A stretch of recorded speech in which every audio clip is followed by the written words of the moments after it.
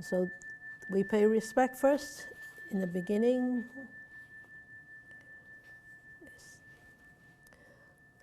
Namo tassa bhagavato arahato sama sambuddhassa. Namo tassa bhagavato arahato sama sambuddhassa. Namo tassa bhagavato arahato sama sambuddhassa. Present welfare, future welfare. This present welfare, this future welfare was a question raised by this householder,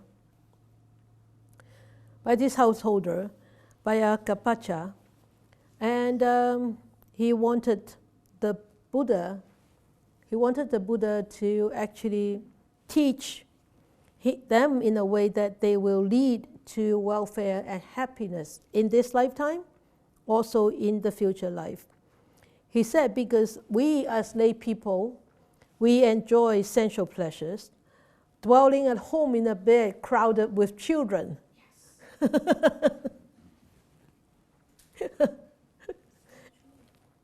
And enjoying fine sandalwood, wearing garlands, that means decoration, right? Like cosmetics, scents and unguents, that's cosmetic. Accepting gold and silver, that means all these jewelries. So this is what a household life is about, you know. Besides making ends meet, bringing food to the family, one also enjoys sensual pleasures. Whether you enjoy or not, it really is you. It's your thing. Is enjoy the children overcrowded in your bed, and the rest of the decorative things, especially to a woman. Of course, nowadays to a man too, right? Because there is a lot of cosmetics for men and everything. So anyway, so Bhayagapacha actually asked the Buddha, and of course, always, as you can see from whether it's a simple sutra like Ratana Sutta, or a big chapter like this one, the happiness visible in this present life, which you can actually see it in the many different suttas in the Nikaya. Whether it's a big sutta or whether it's a very simple sutta like or Metta Sutta or Ratana Sutta or Mahamangana Sutta, it always is the Buddha always only start to teach upon a request. Okay, so the Buddha would not just go out and teach on his own accord, but always upon the request of people. Whether it's a householder, whether it's devas or deities, okay? So we can see it from what we have been studying all along. Why? Why do you think it has to happen like that?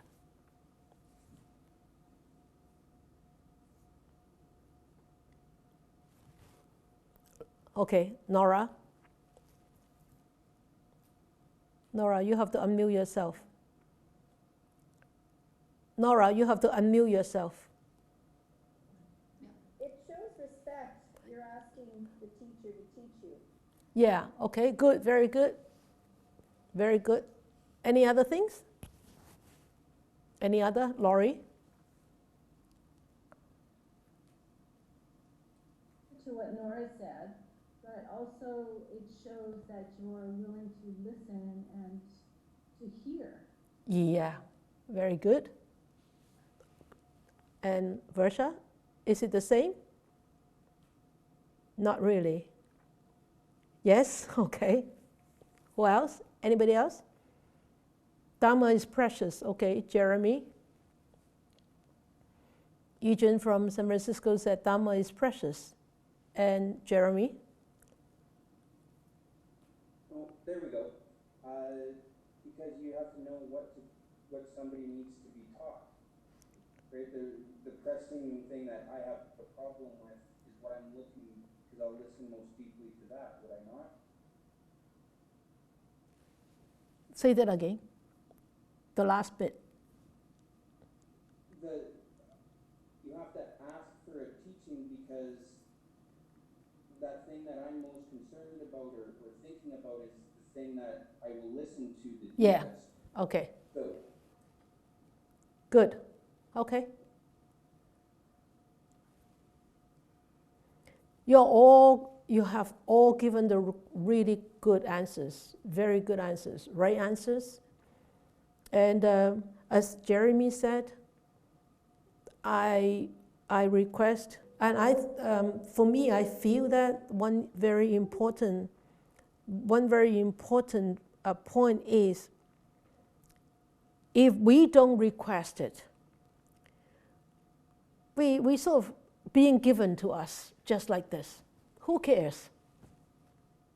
I don't care. I come, I don't come. You know? So people, they need to appreciate that.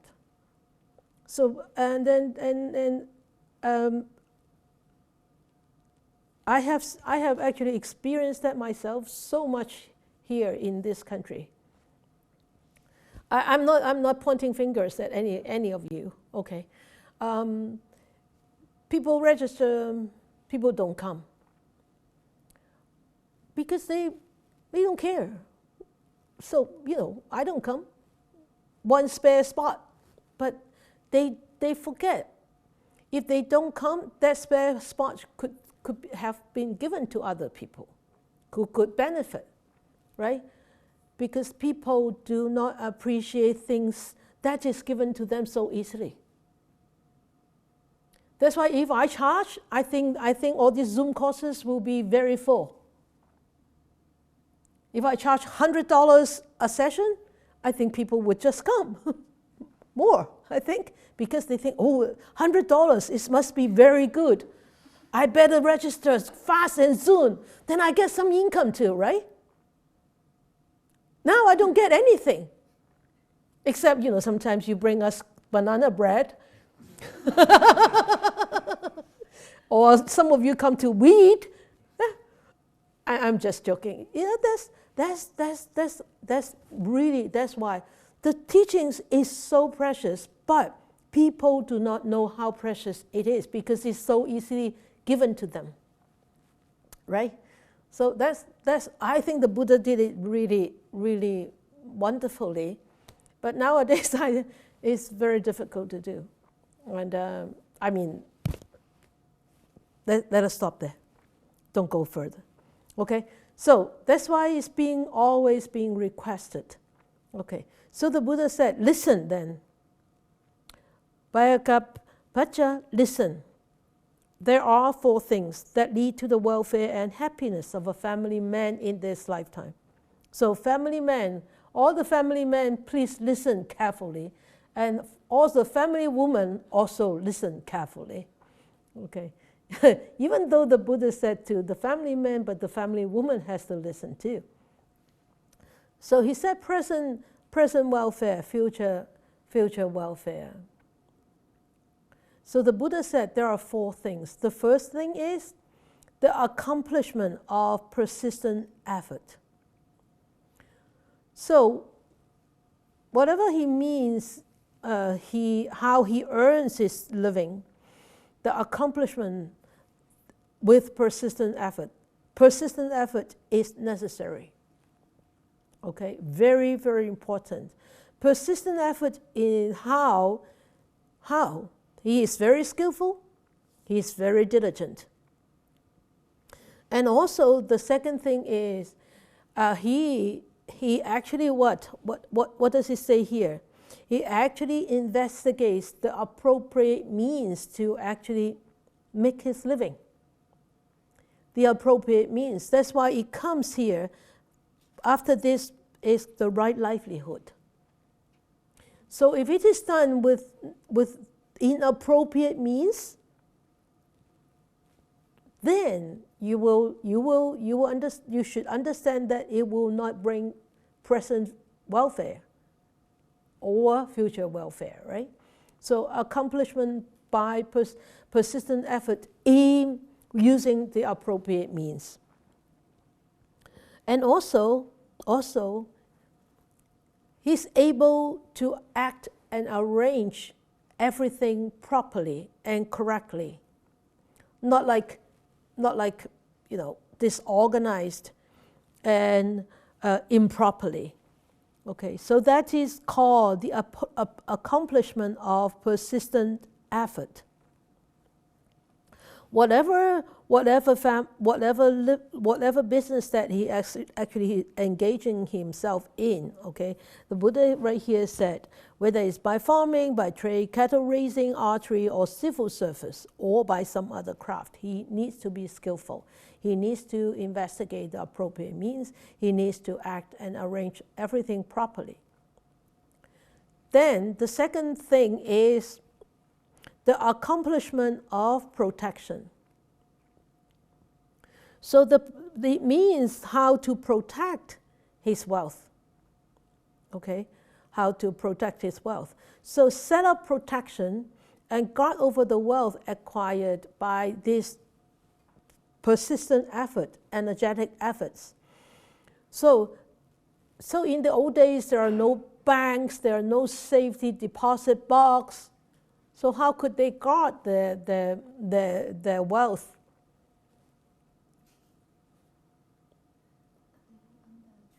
Yeah, dig a hole under the tree, and or dig a hole into the wall and make a fake door there, whatever. And then amassed by the strength of his arms. So that means, what does that mean? Amassed by the strength of his arms. Anybody could give me an answer to this? No. Understanding, Laurie? Okay. Let us give Versha this time. Okay, Versha.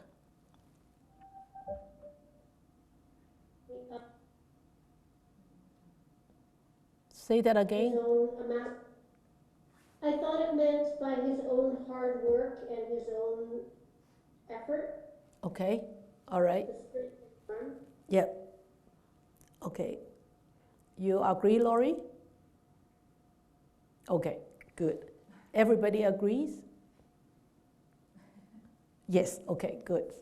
So yes, by his own efforts,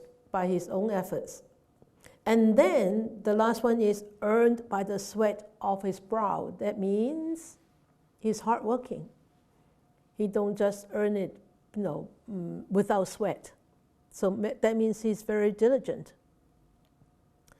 And then also, the accomplishment of protection has to be, the wealth has to be earned righteously by, righteous wealth and righteously gained. So the efforts has to be righteous.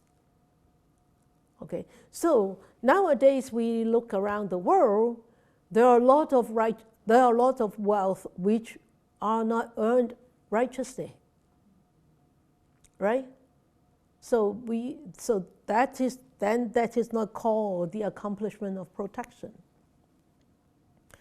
And then the accomplishment of protection is always thinking about how he can prevent kings and bandits from robbing and taking this away, fire from burning it, and floods from sweeping it off, and unloved heirs taking it away. So we have seen a lot of these happening in the world, even nowadays. Unloved heirs taking it away. That means the children, the siblings, whoever, that take away the wealth of one who has actually put their efforts in to make such wealth, but it's being taken away by this dishonest, unloved heirs. So this is called the accomplishment of protection. And then the third one, the third of the four things is the good friendship. So what does it mean by good friendship? We all understand the words very, very, very thoroughly, I think. So that means he associates with householders or the children or the family, whether they're young or old, who are of mature virtue. It says here, mature virtue, and accomplished in faith and moral discipline and generosity and wisdom, which the last four, moral discipline, generosity, and the wisdom, are the four things that are responsible for welfare in the future. But here, welfare at the present also needs all these four things plus faith. Okay? So, faith, moral discipline, generosity, and wisdom. Faith, moral, yeah. Yeah, these are the four things, not five. Four things, okay? So, and good friendship is you can openly discuss and openly engages in conversations without what? Without any fear of backlash. Is that right? Backlash, that means afterwards they come back and kill you. Is that called backlash? Yeah, right, okay. So, and he also says here in the first paragraph on page 125, the fourth line, he said, he emulates them in regard to their accomplishment in faith, moral discipline, generosity, and wisdom. So he rejoices, he praises them, he takes them as a role model and everything, okay? So that is good friendship. So check on ourselves. Do we have good friendship with others? Yes? No? Yes. Good. Okay, good. All right, good. Good. Very good. Okay, then the last of the four things is balanced living. So knowing his income and knowing how much he spent, he is able to lead a balanced life. That means he doesn't spend more than what he earns. That is called a balanced life. Neither going into too extravagant or going into too stingy life. Some people are very wealthy, but they live a very stingy life. Some people are not very well off, but they live a very extravagant life. And when people see them, they say, wow, these guys must be very wealthy. These guys must be very rich, and driving fancy cars, flying here and there in first class and buying all these brand name things. But what they do is they sign credit card. So every month they pay off the credit card. So that is not a balanced living. That is a very unbalanced living. Okay? So balanced living means whatever that you earn, you don't spend as much. Okay? So if you make $100, don't spend 101 or 102. Spend only 98 or even 90 or 80. Okay? So that's what the following passages actually are talking about. So, and he gives a beautiful simile here, is about a goldsmith. Goldsmith, 打金嘅人啊. Goldsmith, so when he take this, when he take the spoon up, this is that much. When he pour it in, this is that much. So that means the goldsmith is very, very precise. Very precise. He says so much it has dipped down, but so much it has tilted up. So not one bit more or one bit less. Just right. So it's balanced. Not tipped either way. Very balanced. So the Buddha said, this is the present welfare, future welfare, the 4 things that you need to be. And then when he has, collected a lot of wealth, the wealth thus amassed has 4 sources of dissipation. That means the 4 way to use his wealth, 4 ways to spend the money.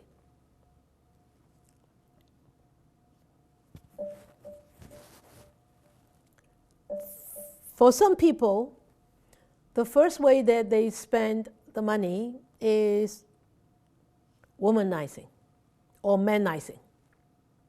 Okay, if it is for a woman, it's manizing. Okay. So womanizing, so spending all the money to please women. Okay, so we all understand that. And then the second one is drunkenness, like drinking. Or intoxicants, any other intoxicants. And then gambling.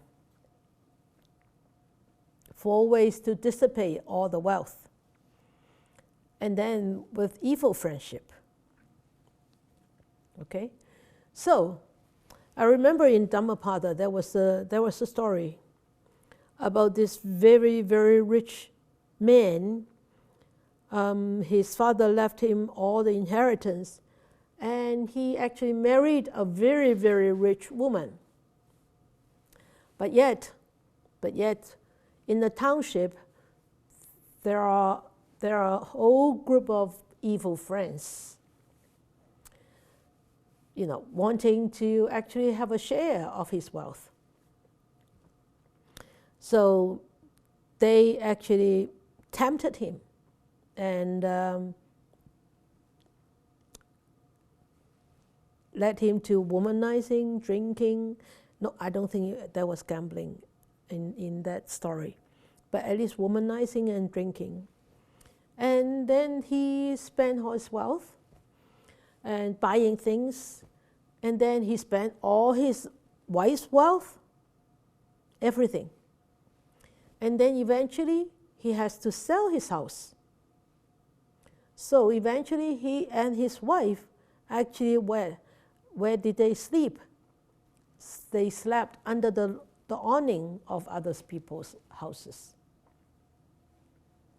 And eventually the Buddha, he had actually, matured. They have actually matured in listening to the Dhamma. So I remember that actually the Buddha started teaching to them, and they received the Dhamma. So that is evil friendship. Okay. So remember in the Mahamangala Sutta, or Mangala Sutta, remember what is one of the verse in Mangala Sutta? Anybody remember? With fools no company keeping. With fools no company keeping. So fools are evil friends, and evil friends are fools. Okay? So these 4 things actually bring about the dissipation of amassed wealth. So then, of course, there is this way to dissipate the wealth. Of course, on the opposite, there is another way to accumulate wealth, right? And the Buddha said there are 4 ways or 4 sources of increase of amassed wealth. Is, of course, it will be the same. It's abstinence from womanizing. Okay, don't spend that money in womanizing. It doesn't mean that the womanizing is like flirting and spending money. All these, not on your wife. Okay, of course, on your wife is not womanizing, but on other women. And then abstinence from drunkenness, and abstinence from gambling, and abstinence from evil friendship. And the Buddha said, this actually leads to a family man's welfare and happiness in this present life. And he gave also a beautiful simile, how you can amass, how can you increase your wealth, is giving this simile as a tank with 4 inlets and outlets, holes, okay? And if you close the inlets and only open the outlets, all the rainwater that you collect, what? Will be run off, will all run off. You have nothing left.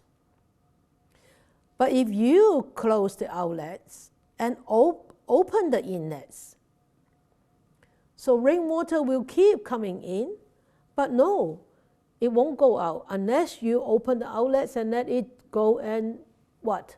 Water your field, right? Or do whatever that you need to use the water. So that is also another simile that the Buddha actually gave in with this, in accordance with this increase of amass wealth. Okay, I want to ask you, among all these 4 sources of increase of amass wealth, or the 4 ways of this dissipation, I want to ask you about the 4 ways of dissipation of the wealth. Which way you think is the most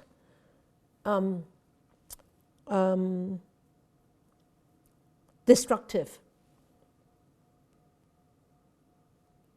to your point of view? Which way is the most destructive?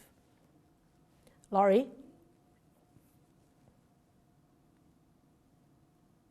I would say drunkenness, because it takes away your clear thinking and you would make poor choices.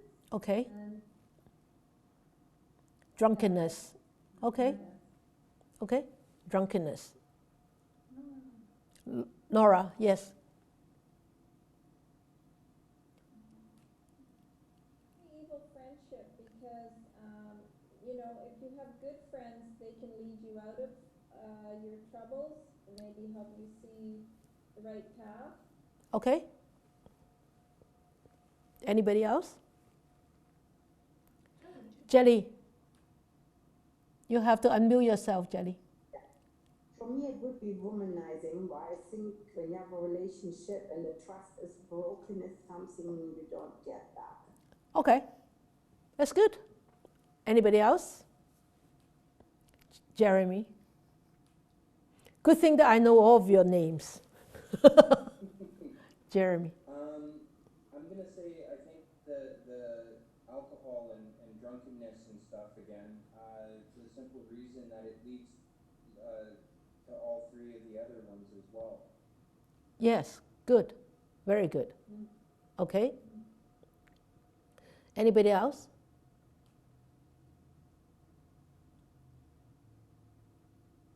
Nobody else? All of them. Claudio said all of them are key to happiness and harmony. Okay. I am asking 4 ways of dissipation of the wealth. Which one you think is the most destructive? Claudio, you're always one step ahead. Too soon, too fast. Okay, Tissa.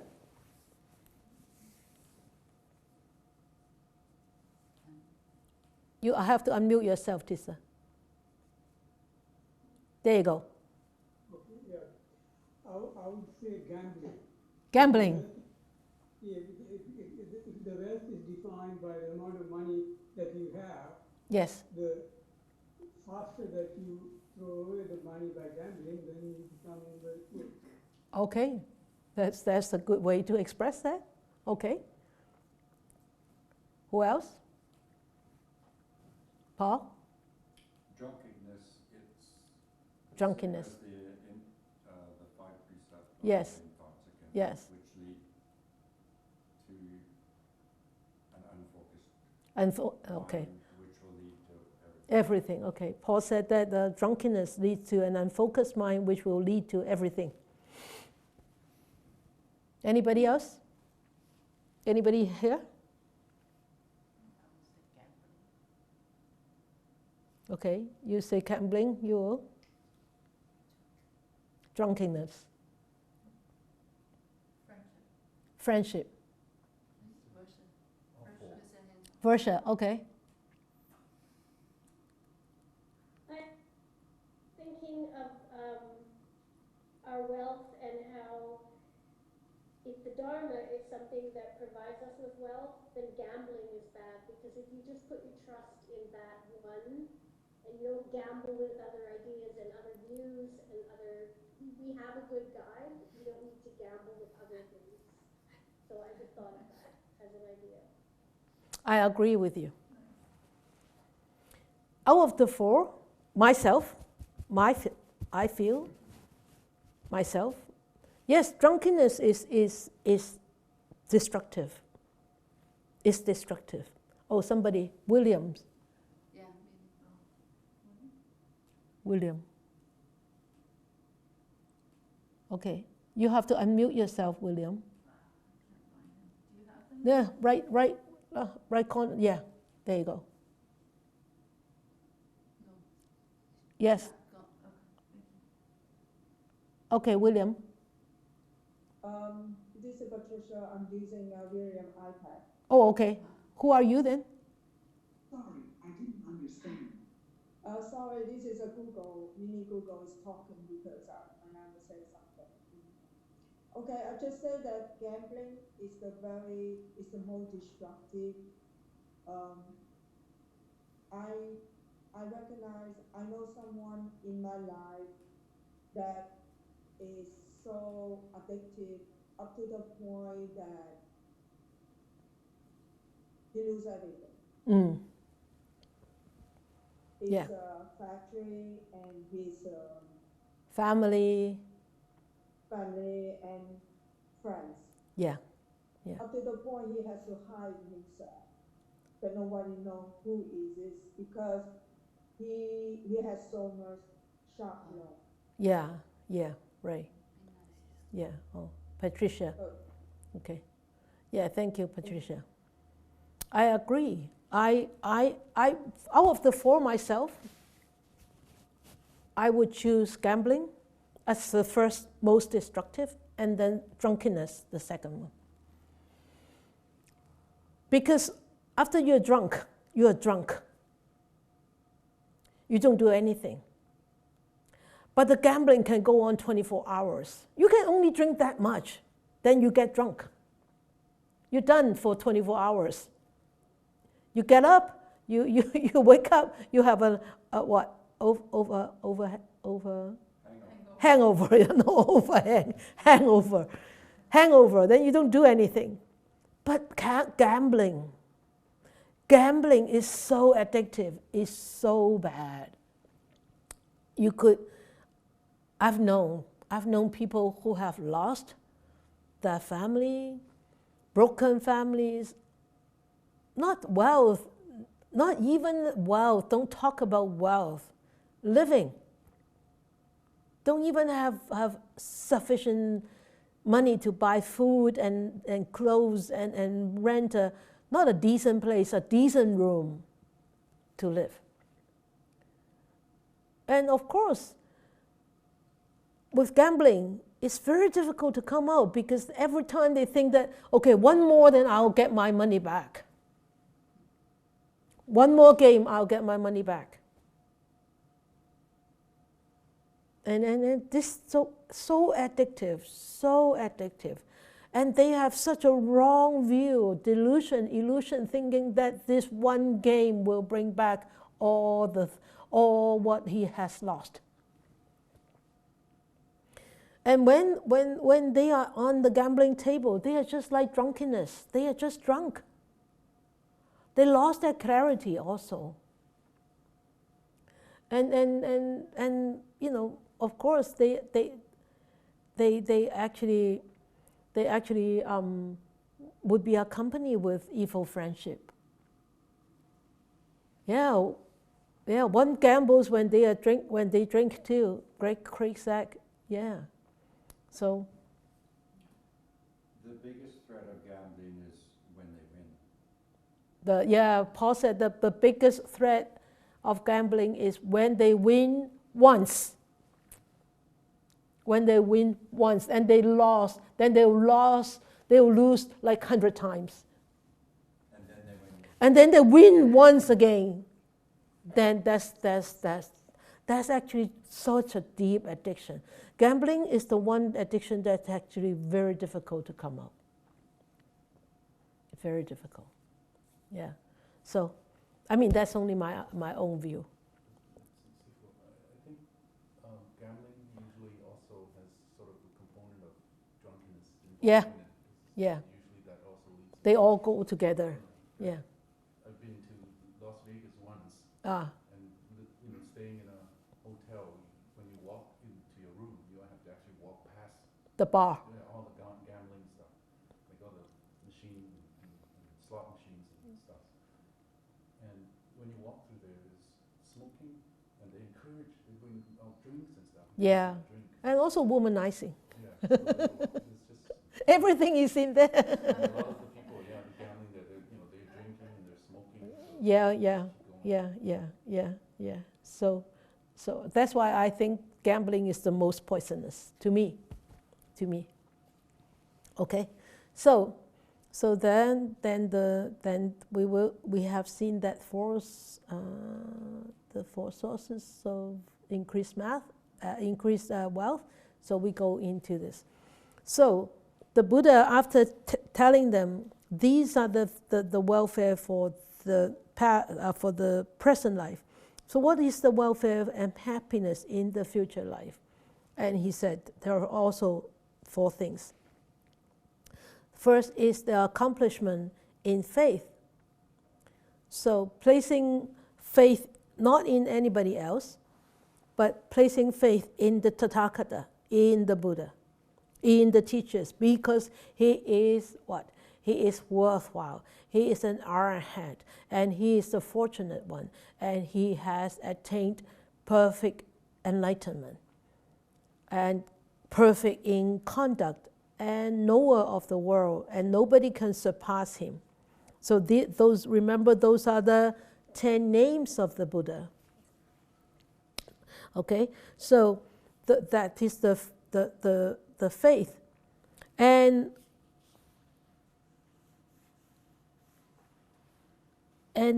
the Bodhi. That means he's like he is perfectly enlightened, and in the Bodhi, perfection in awareness, enlightenment, and when we take that faith in Bodhi,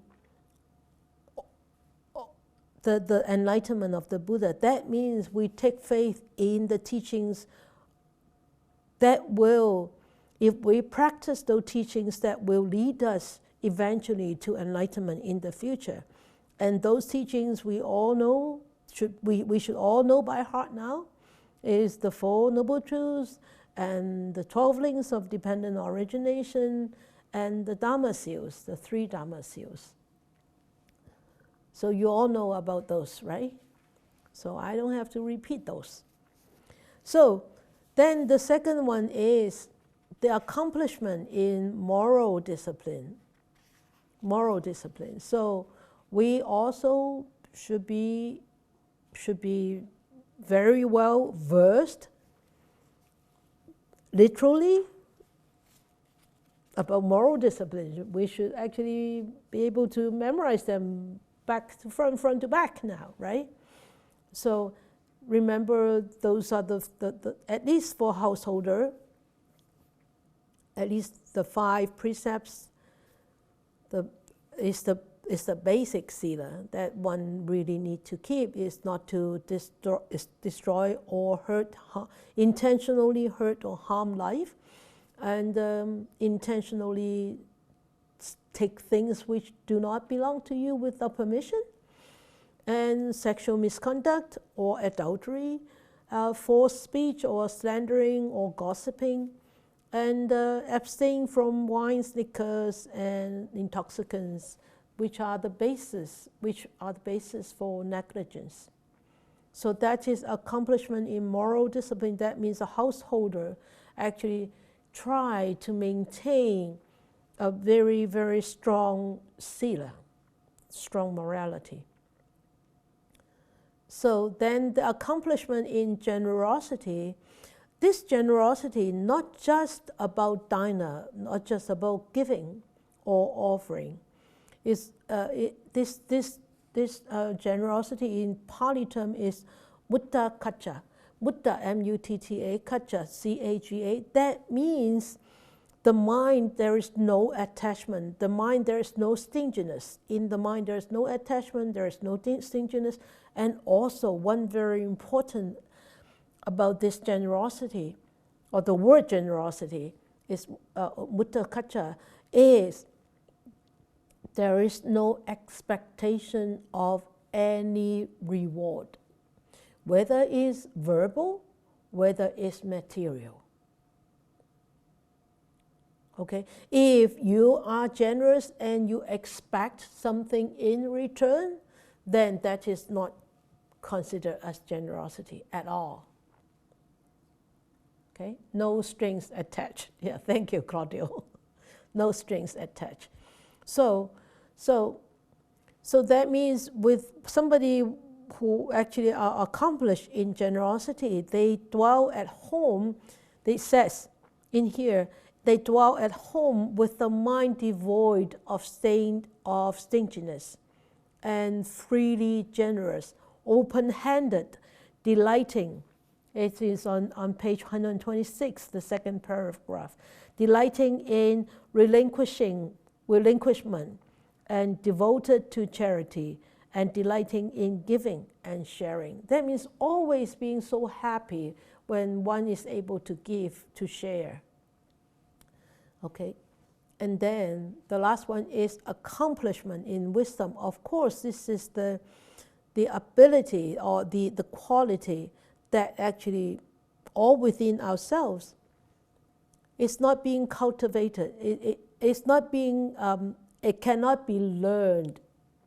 Wisdom is something that you cannot be learned from, not just from mere words. It's from cultivations of samadhi, of cultivation of insight. And deep insight, deep samadhi lead to deep insight.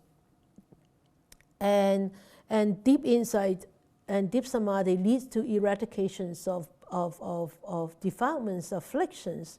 And this cleanliness arises, and then you will be able to see things differently. So that is wisdom. Okay? It's not something to be learned. It can be learned. It cannot be, you cannot get wisdom from studying. You can get knowledge from studying. You will be a scholar, you will be very knowledgeable, but you're not necessarily wise. Wisdom comes from inside. When the defilements and the afflictions, all these pollutants are being washed, cleansed, then the wisdom will surface by itself, on its own. Okay? So, and of course here is that accomplishment in wisdom, of course, is seeing things as impermanent, seeing things as conditioned. So that is the really the final things that we need to really, the last thing that we need to understand. And the last very important thing that we, before we become enlightened, is really seeing that truth. Penetrating through that, remember, penetrating through that wall of conditioned existence into the unconditional. Remember when I talk about the Ratana Sutta? You know, seeing past that and penetrating through that wall. Okay? So then you will be really wise. Okay? So that is, the wisdom is really the noble area quality, the noble quality, which will help us to really liberate ourselves from all the sufferings, all the miseries. And this is wisdom. Okay? Of course, the faith, the moral discipline, generosity, and all those are the foundation that one needs to actually build up in order to actually, have the strength and have the energy to go on. All right? Okay, now come reflections. So the reflection we need to discuss tonight. The 4 things for the present welfare is accomplishment of persistent effort, the accomplishment of protection, good friendship, balanced living. That's what the Buddha taught. Okay, now I want you to think about which ones belong to the aspect of economic welfare. The welfare arises from,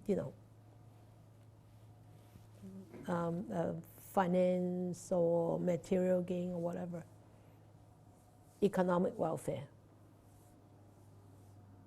Which one belongs to the aspect of economic welfare? Second one, the accomplishment of protection. Okay. First one only? First one and second one. And the third one. And the fourth one. So everything. Okay. So that, anybody else? Do you agree with verses say 1, 2, 3, 4? Okay. Economic welfare, that means wealth, right? Okay. So which ones, belong to the aspect of wholesome qualities? The welfare of wholesome qualities.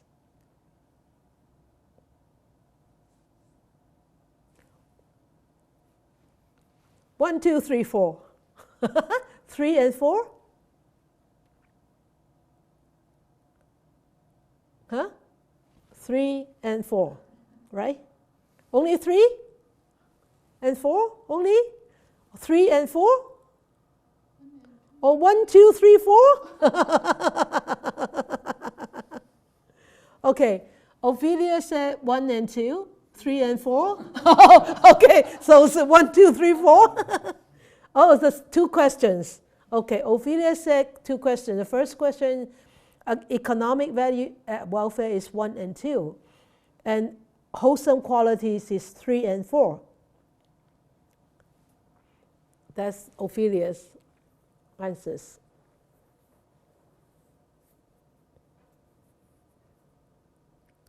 Remember, what does he mean by persistent effort?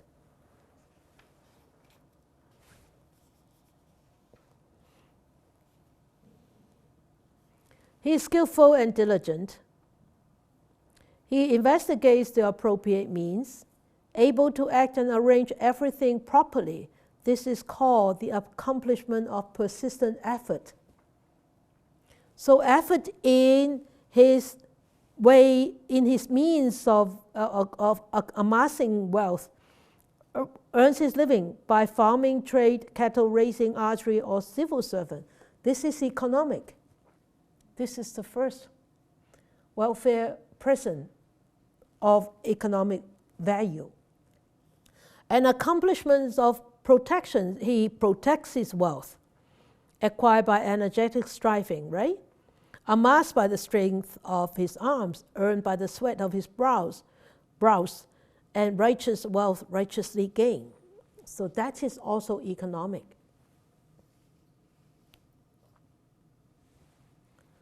But 4 wholesome qualities is really good friendship and balanced living. You see, look at the first is accomplishment of persistent effort, not necessarily doing the right livelihood. Remember, right? Cattle raising, archery, right? That is not right livelihood. But that is economic welfare.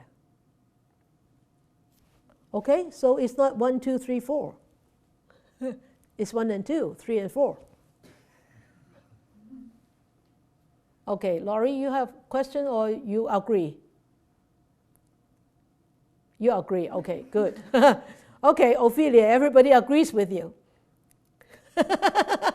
Good, wonderful. Yeah, good. So, and I agree with you also. That's how I feel. Okay, and then separately, how would they bring on different welfare? Separately, of course, I mean, I gave you the answers already. Separately, they bring on economic welfare for the first and the second. And the third and the fourth bring on welfare of wholesome qualities. So they bring on different welfare, right? But separately. But together, can they be interchanged or can they work together?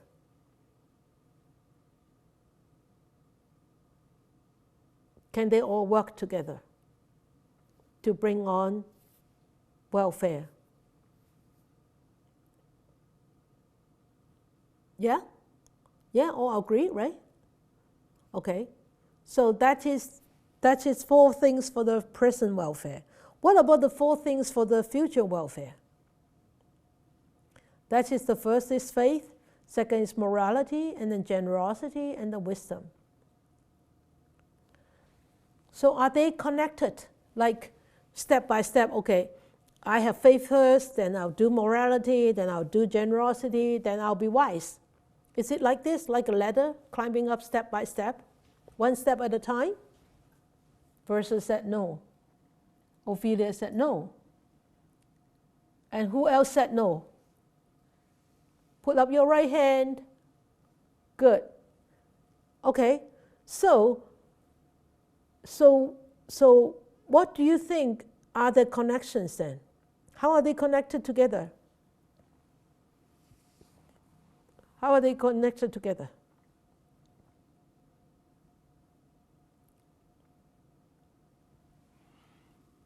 They are like 4 legs which provide stability to a table. That's very good, Claudio. You all agree with Claudio the opinion? Claudio said, these are like the 4 legs. We all need the 4 legs to a table in order to have a stable table. No one should be missing. If one is missing, you only have 3-legged table. Then it's not stable. You cannot put soup on top of that unless you hold it. You hold the table yourself.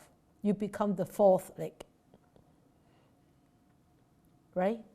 So they are connected. They need to be connected. And he also said, plus each one reinforces the others. Yeah, very good. Catherine, wisdom is needed for the rest. Yes, Catherine. Okay, Catherine. Supposed to have faith first? Are we supposed to have faith first? Yeah. What do you think? Oh, yes.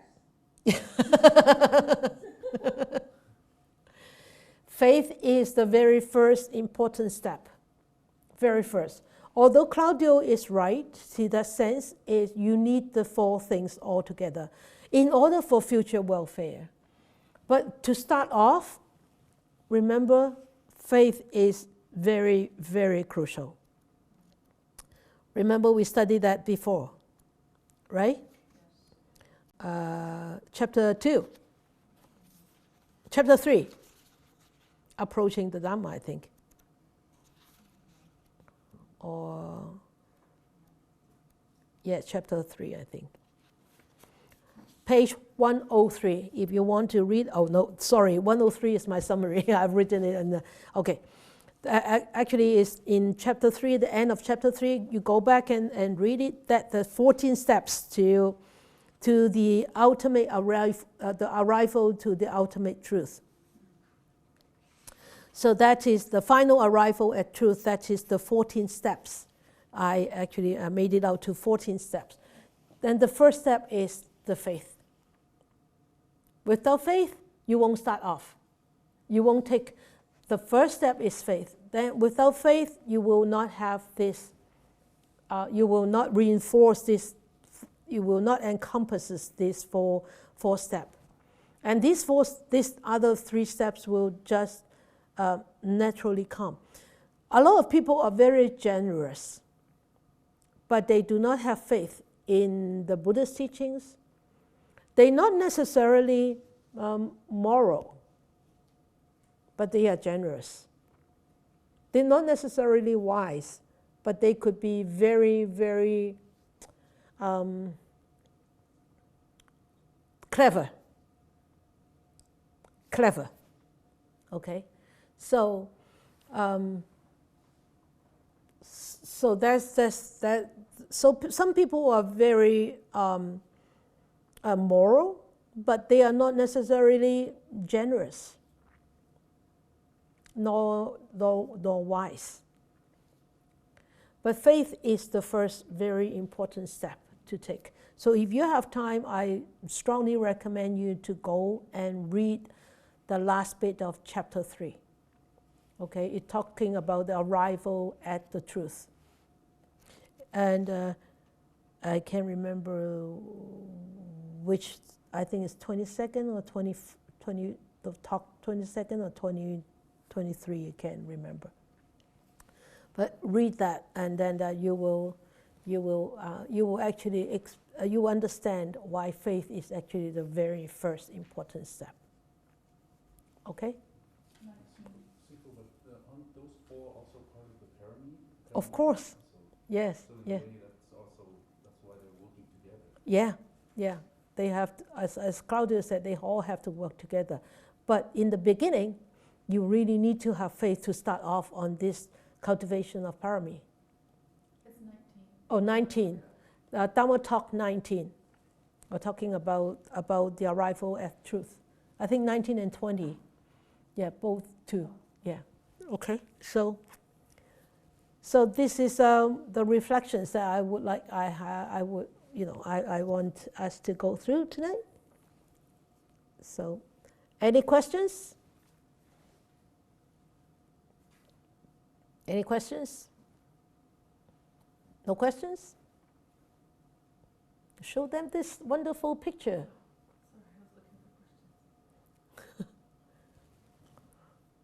This is moonlight and Chilliwack, Mount Shem, beautiful Mount Shem.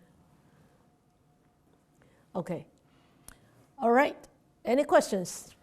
Anybody want to share anything about tonight? Nobody.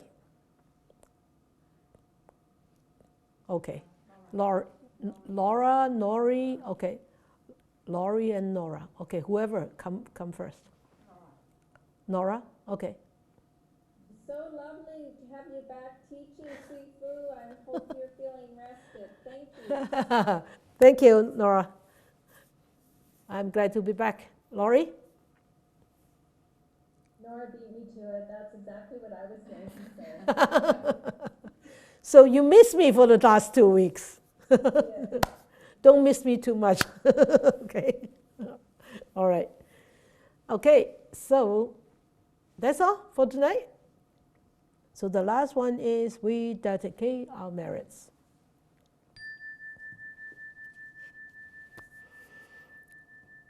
May these blessings extend to all, that we, with all the other living beings, together will attain the Buddha way.